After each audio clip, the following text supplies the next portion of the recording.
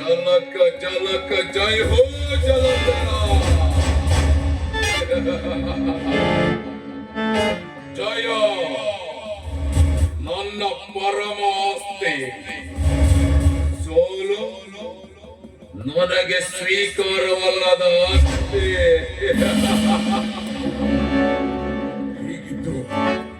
ಹೀಗಿದ್ದು ಮರ್ತಿಲ್ಲ, ಮರೆಯೋದು ಇಲ್ಲ. ಶ್ರೀಮಂತ ರೂಪರಾಶಿಯನ್ನ ಹೊತ್ತ ಆ ಬಡಬಿಕಾರಿ ಹುಡುಕನ ತಂಗಿ ಪ್ರಣೀತ ಅವಳನ್ನ ಸುಖದ ಸುಪ್ಪತ್ತಿಗೆ ತೀರಾಡಿಸಿಕೊಂಡು ತೆರೆದು ಹೊತ್ತು ಮದುವೆ ಪ್ರಸ್ತಾಪನ ಅವಳ ಮುಂದಿಟ್ಟಾಗ ಅಣ್ಣ ತಂಗಿ ನನಗೆ ಮಾಡಿದ ಅವಮಾನ, ನನ್ನ ಪ್ರೀತಿಗೆ ಮಾಡಿದ ಅವಮಾನ, ನನ್ನ ಶ್ರೀಮಂತಿಗೆ ಮಾಡಿದ ಅವಮಾನ, ಇದರಿಂದ ನನ್ನ ರಕ್ತದ ಕಣ ಕಣ ಮುಗಿದಿದ್ದು ಸೇಡಿನ ಜ್ವಾಲ ಸ್ಫೋಟವಾದ ಪರಿಣಾಮ.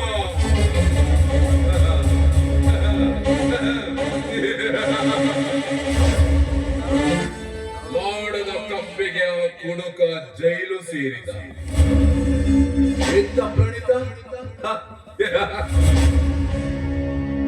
ಬಡ್ಡಿ ಭೈರಪ್ಪನ ಜೊತೆ ತೆಗೆದುಕೊಂಡ 50,000 ಸಾಲಕ್ಕೆ ನನ್ನ ಕುತಂತ್ರದ ಸೊನ್ನೆಯನ್ನು ಅವನ ಮಗನ ಮುಖಾಂತರ ಸೇರಿಸಿ 5 ಲಕ್ಷದ ಸಾಲದ ಪತ್ರವನ್ನು ಅವಳ ಮುಂದಿಟ್ಟಾಗ ನೋಡ್ಬೇಕಿತ್ತು ಹಾರಾಟ, ಕಿರಿಚಾಟ. ಇದನ್ನು ಕೇಳಿದ ಈ ಜಲಂಧರನ ಕಿವಿ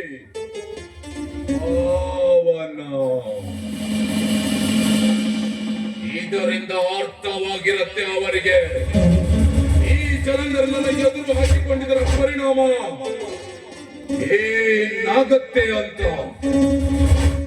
ಧರ್ಮಕ್ಕೆ ನನ್ನ ಬಳಿ ಜಾಗವಿಲ್ಲ. ನನಗೆಸದ ಕರ್ಮ ಫಲವನ್ನು ಅವರೇ ತಿನ್ನಬೇಕು. ಜಲಂಧರ ಮುಂದಿನ ನನ್ನ ಹೆಜ್ಜೆ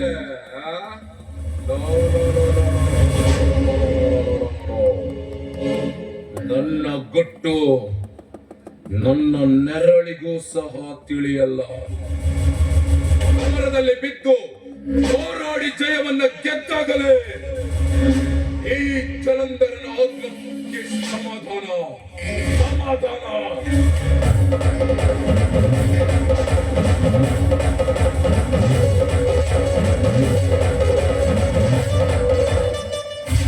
ಸರ್, ಅದು ನೀವು ಅರ್ಜೆಂಟ್ ಆಗಿ ಮನೆಗೆ ಬಾ ಅಂತ ಕರೆದಿದ್ರಲ್ಲ, ಸರ್ ಅರ್ಜೆಂಟ್ ವಿಷಯ?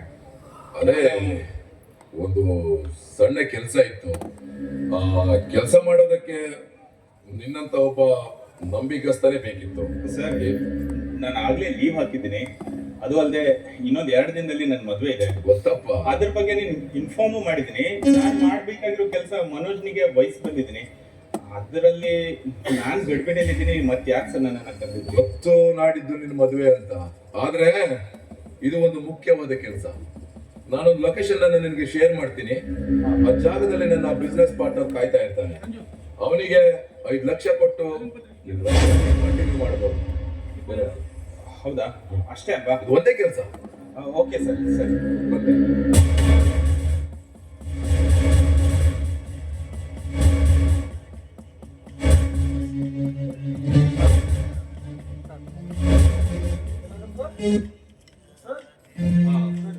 ಸರ್ ಒಳಗಡೆ ಇದ್ದಾರೆ, ಬರ್ತಾರೆ. ಒಂದು 5 ನಿಮಿಷ ವೇಟ್ ಮಾಡಿ.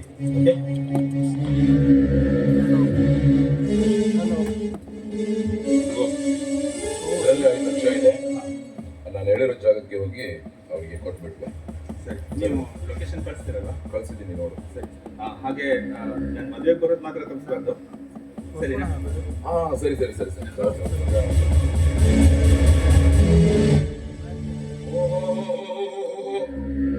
ಹುಡುಗನಾದರೂ ಕಳ್ಳನಲ್ಲ ನಾಟಕದ ಹೀರೋ.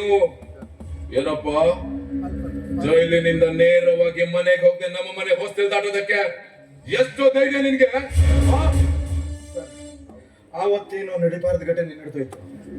ಅದಕ್ಕೆ ನಾನು ಕ್ಷಮೆ ಕೇಳ್ತಾ ಇದ್ದೀನಿ.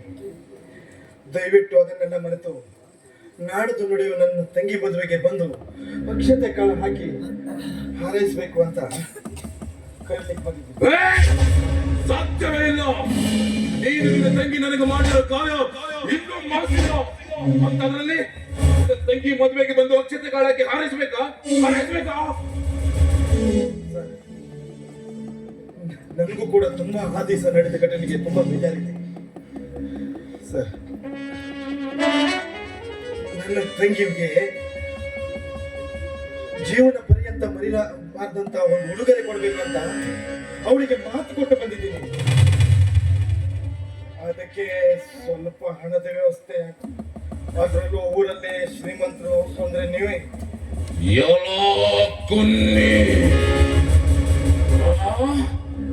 ಸಿಂಹದ ಗುಹೆಯೊಳಗೆ ಬಂದಿದ್ದಲ್ದೆ ಹೊಗಳಿ ಮಲಗಿರೋ ಸಿಂಹನ ಎಬ್ಬಿಸ್ತಾ ಇದೀಯ. ಎಷ್ಟು ಧೈರ್ಯ ನಿನಗೆ? ಈಗ ನನ್ನ ಹಣದ ಅವಶ್ಯಕತೆ ನಿನಗೆ ಬಂತ?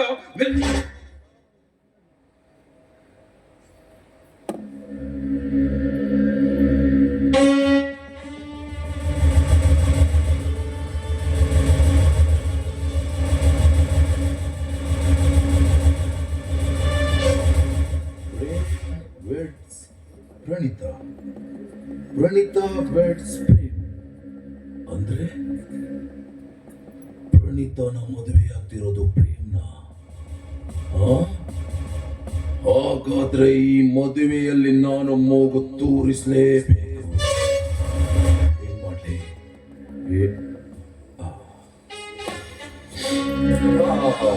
ನೋಡು ವಿದ್ಯಾಧ, ನಾನು ಸ್ವಲ್ಪ ಯಾವ್ದೋ ಬಿಸ್ನೆಸ್ ಟೆನ್ಷನ್ ಅಲ್ಲಿ ಇದ್ದೆ. ಅದಕ್ಕೆ ನಿಮ್ ಜೊತೆ ಸ್ವಲ್ಪ ರೂಡ್ ಆಗಿ ಬಿಹೇವ್ ಮಾಡಿದೆ. ಹಾಗಾದ್ರೆ ಪರವಾಗಿಲ್ಲ, ನನಗೆ ನೀವು ಹಣ ಕೊಡ್ತೀರಲ್ವಾ? ಖಂಡಿತ ಕೊಡ್ತೀನಪ್ಪ. ಆ ದಿನ ನಡೆದಿರುವುದನ್ನ ನಾನು ಅಲ್ಲಿಗೆ ಮರ್ತು ಬಿಟ್ಟಿದ್ದೀನಿ. ನಾವಿಬ್ರು ಒಂದೇ ಊರವರು ಅಂದ್ಮೇಲೆ ಅಣ್ಣ ತಮ್ಮದಿದ್ದಾಗೆ ನಿನ್ನ ತಂಗಿ ಮದುವೆಗೂ ಬರ್ತೀನಿ. ಅಂದ್ಹಾಗೆ ನಿನ್ನ ತಂಗಿ ಮದುವೆ ಆಗ್ತಿರೋ ಹುಡುಗ ಯಾರು ಅಂತ ನಿನಗೆ ಗೊತ್ತಾ? ಇಲ್ಲ ಸರ್, ಆತನ ಹೆಸರು ಪ್ರೇಮ್ ಅಂತೆ. ಇದುವರೆಗೂ ನಾನು ಅವನನ್ನು ನೋಡ್ಲೇ ಇಲ್ಲ. ನಾನು ಜೈಲಲ್ಲಿದ್ದಾಗ ಮದುವೆ ಫಿಕ್ಸ್ ಆಗೋಗಿದೆ. ರೋಗಿ ಬಯಸಿದ್ದು ಹಾಲುವನ್ನು, ವೈದ್ಯ ಹೇಳಿದ್ದು ಹಾಲುವನ್ನ. ವಿದ್ಯಾಧರ್, ನೋಡ್ತಾ ಇರೋ, ನಿನ್ನ ಕೈಯಿಂದಲೇ ನಿನ್ನ ತಂಗಿಯ ಬಾಳು ನಾಶ, ಸರ್ವನಾಶ ಮಾಡುತ್ತೇನೆ. ಏನ್ ವಿಚಾರ ಮಾಡ್ತಾ ಇದ್ದೀರಾ? ಓ, ಗೊತ್ತಾಯ್ತು ಬಿಡಿ. ಇವನೊಬ್ಬ ಕುಡುಕ ನನ್ನ ಸಾಲನ ಹೇಗ್ ತೀರ್ಸ್ತಾನೆ ಅಂತ. ಸರ್, ಜೀವನ ಪರ್ಯಂತ ನಿಮ್ಮ ಮನೆಯಲ್ಲಿ ಜೀತದ ಹಾಳಾಗಿ ದುಡಿತೀನಿ, ಹಣ ಕೊಡಲ್ಲ ಅಂತ ಮಾತ್ರ ಹೇಳ್ತಾರೆ. ನೋ, ಈ ಜೀತ ಗೀತೆ ಎಲ್ಲ ತುಂಬಾ ಹಳೆ ಪದ್ಧತಿ. ಅದನ್ನೇನು ಮಾಡೋದು ಬೇಡ. ನಿನ್ನಿಂದ ನನಗೆ ಒಂದು ಕೆಲಸ ಆಗ್ಬೇಕು ಅಷ್ಟೇ. ಹೇಳಿ ಸರ್, ಅದು ಏನಂತ ಹೇಳಿ. ಎಷ್ಟೇ ಕಷ್ಟ ಆದ್ರೂ ಮಾಡ್ತೀನಿ ಸರ್. ನೀನ್ ಬಂದವಾಗ ಇವಾಗ ಒಬ್ಬ ಹೋದ್ನಲ್ಲ, ಅವ್ನು ಯಾರು ಅಂತ ಗೊತ್ತಾ? ಇಲ್ಲ ಸರ್, ಆದ್ರೆ ನಿಮ್ಮ ಮ್ಯಾನೇಜರ್ ಅಂತ ಹೇಳ್ತಾ ಇದ್ದ. ಅದೇ ಮ್ಯಾನೇಜರ್ ನನಗೆ ತಲೆನೋವಾಗಿ ಕಾಡ್ತಾ ಇದ್ದಾನೆ. ಅದಕ್ಕೆ ಅವನು ತೆಗೆದುಕೊಂಡು ಹೋಗಿರೋ ಬ್ಯಾಗ್ ಅಲ್ಲಿ ಏನಿದೆ ಅಂತನಾದ್ರೂ ನಿನಗೆ ಗೊತ್ತಾ? ಇಲ್ಲ, ಏನಿದೆ ಅಂತ ಗೊತ್ತಾ? ಹಣ, 5 ಲಕ್ಷ ಹಣ. ಆ ಹಣದ ಬ್ಯಾಗ್ ಅನ್ನ ನೀನು ಹೊಡೆದು ಬಂದ್ರೆ ಅದರಲ್ಲಿರೋ ಹಣ ಎಲ್ಲ ನಿಂದೆ.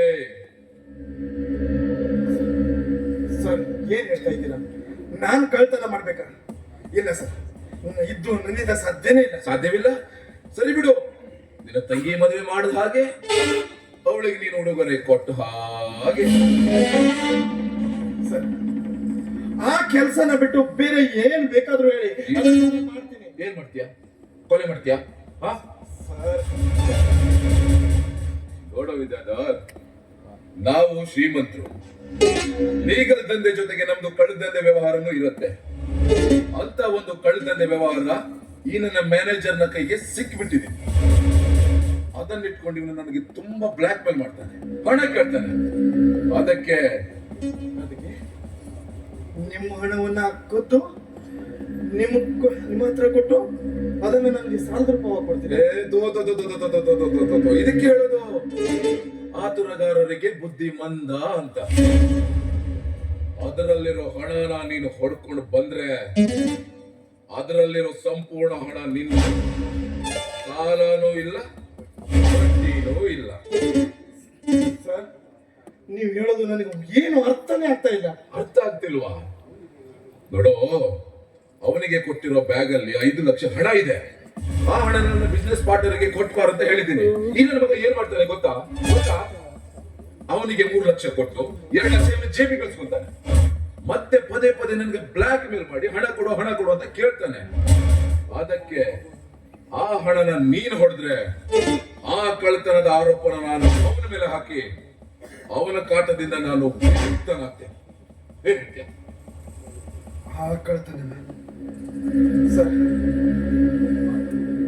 ಆದ್ರೂ ನನಗೆ ತುಂಬಾ ಭಯ ಆಗ್ತಾ ಇದೆ. ಇದೆಲ್ಲ ನನ್ನಿಂದ ಸಾಧ್ಯನೇ ಇಲ್ಲ. ಭಯ?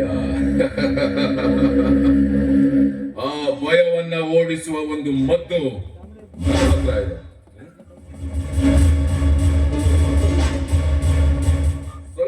ಸ್ವಲ್ಪ ಏರ್ಸು.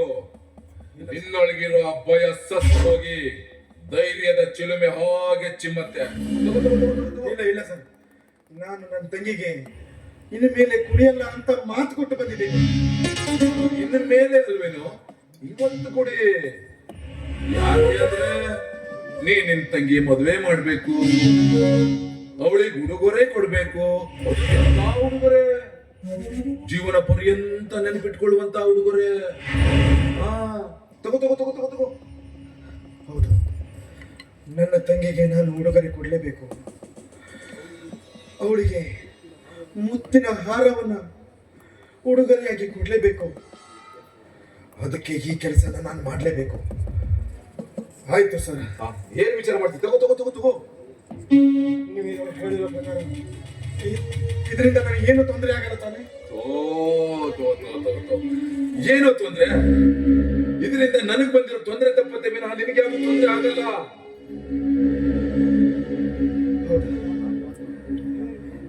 ನಿಮ್ಗೆ ಕಾಟು ಕೂಡ ಅವನನ್ನ ಯಾವಾರಿಸೋದು ನನ್ನಿಂದ ಸಾಧ್ಯನಾ? ಸ್ವಲ್ಪ ಕಷ್ಟನೇ, ಆದ್ರೂ ಅದಕ್ಕೂ ನನ್ನ ಹತ್ರ ಒಂದು ಮದ್ದಿದೆ.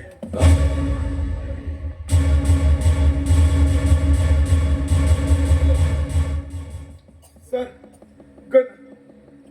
ಬೇಡ ಸರ್, ಈ ಕೆಲಸ ನನ್ನಿಂದ ಸಾಧ್ಯನೇ ಇಲ್ಲ.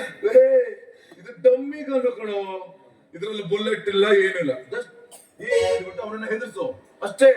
ಅವನ ಬ್ಯಾಗ್ ಬಿಟ್ಟು ಓಡ್ ಹೋಗ್ತಾನೆ. ಡಮ್ಮಿ ಗನ್, ಬುಲೆಟ್ ಇಲ್ಲ, ಏನಿಲ್ಲ. ನೋಡು. ನಿಜನ ಸರ್? ಇದರಿಂದ ನನಗೇನು ಅಪಾಯ ಆಗಲ್ಲ ತಾನೆ? ಎಷ್ಟು ಸಲ ಹೇಳೋ, ಇದರಿಂದ ನಿನಗೆ ಯಾವ ತೊಂದರೆ ಆಗಲ್ವೋ? ನೀನು ನನ್ನ ತಮ್ಮ ಇದ್ದಂಗೆ. ನಾಡಿದ್ದು ನಿನ್ ತಂಗಿ ಮದುವೆ ಇಟ್ಕೊಂಡು ನಾನು ಈ ತರ ನಿನಗೆ ಮೋಸ ಮಾಡಿದ್ರೆ ಆ ದೇವ್ರು ನನ್ನನ್ನು ಮೆಚ್ಚುತ್ತಾರೇನೋ?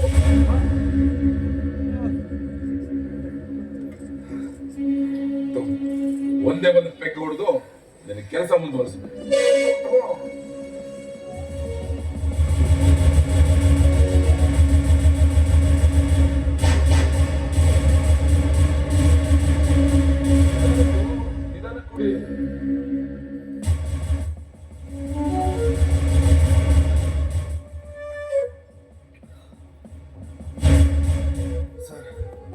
ನಾನು ಹೋಗಿ ಬರ್ತೀನಿ.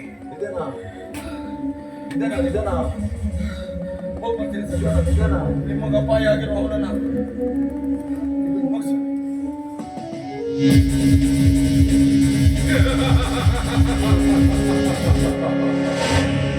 ಒಂದು ಹತ್ತು ತೋಳ ಹಳ್ಳಕ್ಕೆ ಬಿತ್ತು. ಬಾಣ ಒಂದು, ಬೇಟೆ 3. ಹೇಗಿದೆ ನನ್ನ ಕುತಂತ್ರದ ಸ್ಥಾನ? ವಿದ್ಯಾಧರ್, ನೀನು ತೆಗೆದುಕೊಂಡಿರುವ ಹೋಗನ್ನು ಲೋಡೆ ಆ ಪ್ರೇಮ್ ಅಷ್ಟು ಈಸಿಯಾಗಿ ಬ್ಯಾಕ್ ಕೊಡಲ್ಲ. ವಿದ್ಯಾಧರ್ ಸುಮ್ಮನೆ ಬರೋ ಮನುಷ್ಯನೂ ಅಲ್ಲ. ಅಂದ ಮೇಲೆ ಅಲ್ಲಿ ಕೆಲಸ ಮಾಡೋದೇ ನನ್ನ ಗನ್. ಒಂದು ವಿದ್ಯಾಧರ ಸಾಯ್ತಾನೆ, ಇಲ್ಲ ಪ್ರೇಮ್ ಸಾಯ್ತಾನೆ. ಒಟ್ಟಲ್ಲಿ